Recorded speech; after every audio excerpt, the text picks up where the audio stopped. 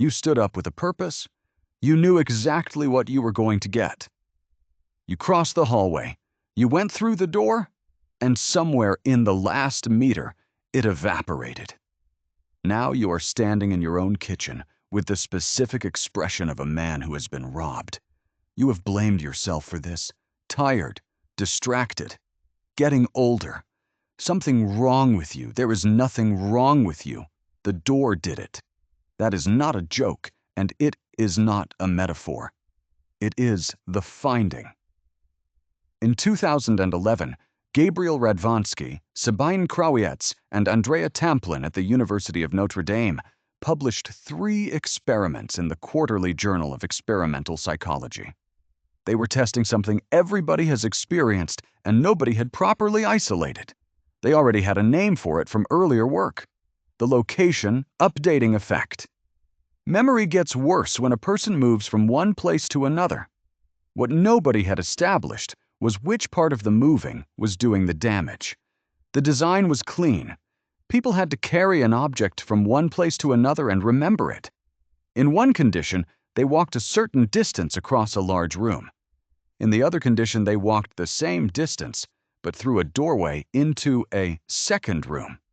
Same distance, same object, same task, same amount of time. Memory was reliably worse after the doorway. They ran it in virtual environments, and then, because the obvious objection is that a screen is not a life, they ran it in real rooms with real boxes and real doors. Same result. Walking through a doorway makes you forget. And then they ran the version that rules out the last easy explanation. If forgetting were caused by the new room being unfamiliar, then going back to the familiar one should fix it. So in the third experiment, they rotated people through several rooms until they arrived back where they had started. Same room, same objects, the same corner they had been standing in when the plan was formed. It did not restore the memory. Every doorway on the way back had charged them again. That is the detail that changes what this is about. Returning to the place did not undo it. The cost was not paid on arrival. It was paid at the threshold. So, what is a doorway doing to you? The answer comes from a broader idea called event segmentation, developed largely by Jeffrey Sachs and colleagues. It starts from a fact about experience that is easy to miss because it is so total. Your life is continuous. Your memory of it is not. Nothing in the physical world divides your afternoon into parts.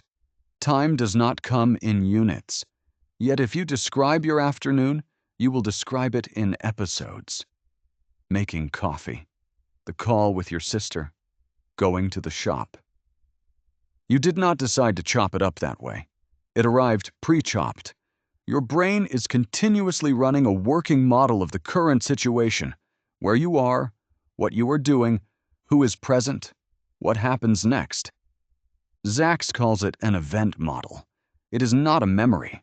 It is more like a live document with the current situation loaded into it, and it has limited room. So the brain watches for signs that the current situation has ended, and when it detects one, it closes the document and opens a new one. That is an event boundary. A doorway is the most reliable event boundary a human being encounters. For every ancestor you have ever had, crossing a threshold meant the rules just changed. Different space, different light, different threats, different people, different behavior required. The brain treats the doorway as a signal. This is a new situation. Flush the old one. The plan you formed in the other room was in the old document. But that is only half of it. Because if this were only about doors, it would be trivia. It is not only about doors. Anything your brain reads as a change of situation does the same thing. Ending a phone call, a scene change in a film, somebody entering the room, a notification that pulls you into a different context for 4 seconds and then returns you. That last one should worry you more than the door. Every time you check a message mid-task, you are not simply losing the seconds you spent reading it. You are stepping through a doorway. The brain closes the document. When you come back, it opens a new one. And the details you were holding, The number you were about to type, the sentence you were about to write, the reason you stood up, were in the old one. This is why the cost of an interruption is never the length of the interruption. It is why you can lose 10 minutes to a message that took 8 seconds to read. And it is why the people who tell you they are excellent at multitasking are reporting a feeling rather than a measurement. Nobody is good at multitasking. Some people are simply quicker at rebuilding the document afterwards, and even they are paying at every threshold. And it explains something else that has probably annoyed you. You cannot remember the middle of a long, uneventful day. You can remember the day you moved house in extraordinary detail. Same 24 hours. Wildly different memory. Boundaries are what memory hangs on. A day with many distinct situations gets stored as many episodes. A day where nothing changed gets stored as approximately one, and one is not much to search later. It is why a single week somewhere unfamiliar can occupy more room in memory than the 2 months before it. Nothing about that week was longer. It simply contained more moments where your brain decided the situation had changed and opened a new file. Time does not feel long because it was long. It feels long in retrospect because it was segmented. So what do you actually do with that? The first thing is to stop treating the forgetting as a personal failure.